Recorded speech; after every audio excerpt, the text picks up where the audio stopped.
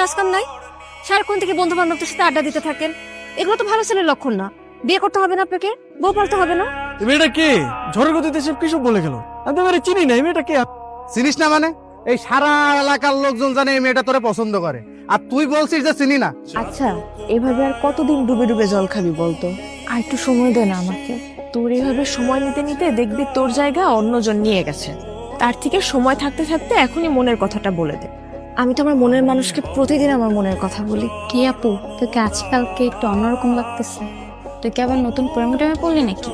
তুই না অনেক পেকে গেছিস, যা পড়তে যা। শোন, আজকে কিন্তু তোকে চিঠিটা দিতেই হবে, কোনোভাবেই মিস করা যাবে না।